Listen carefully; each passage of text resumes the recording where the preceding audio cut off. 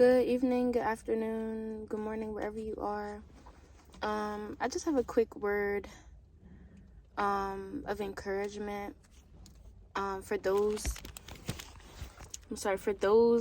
that are on the verge of breakthrough and on the verge of crossing over into their promise. Be reminded that what God says stands, and no matter what it looks like ahead, no matter what the enemy tries to put in your mind, do not be afraid to cross over into the promises that God has for you. Because it is so easy to be discouraged when you see, this is a new thing and the enemies are new too. And so when you're trying to cross over and the enemy has placed fear and doubt to not go forward, because he knows the greatness that is before you. He sees that and he knows that. And it's the fact that we've done so much to get to where we are now in terms of crossing over to our promises, like Joshua and the people of God. They were about to cross over across the Jordan, but they were still afraid of the enemies that were in the cities before and leading up to into the promised land. And it's a tactic of the enemy to put us in fear and put us in discouragement, because we're going forward. But when we stop and see the enemies, we're like, Lord, why is this here? Lord, why is this here? No, it's here because you are getting close to your breakthrough and your promise. And the enemy will stop at nothing to stop you.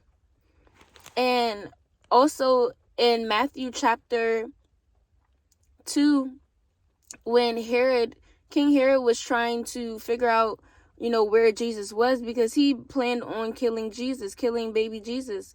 And God ended up taking care of it, handling everything and making sure that Joseph and Mary were safe. He sent them away to another place in the meantime while Herod was in rulership. And then when Herod was dead, the Lord was saying, everything is clear, everything is safe, everything is sound.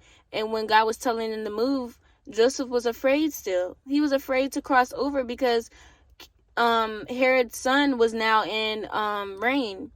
And it's just it's what I mean of saying the enemy can stop you and discourage you from crossing over.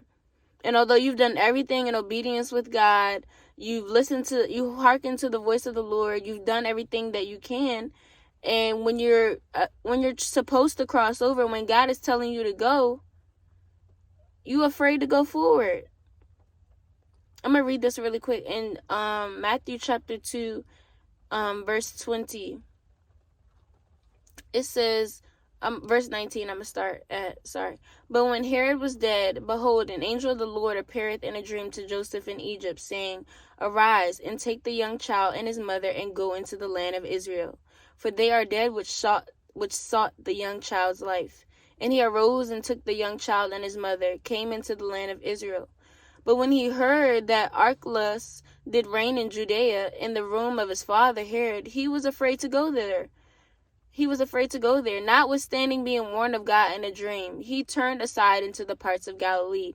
And this is what I mean when God is telling you to go forward and you're looking at everything else. You're looking at what the enemy is saying. You're looking at what the circumstance is saying. You're looking at what people are saying. You're listening and hearkening to the wrong things when God is telling you to go.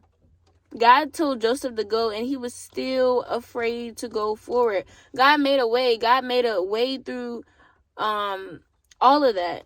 And it was still fear. And the enemy uses this tactic so much against us that we are afraid to go for it. And I am a testimony of that.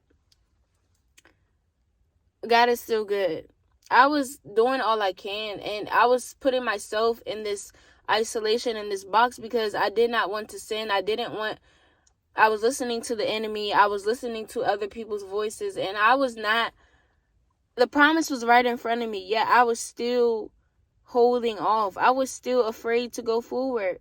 Don't be afraid.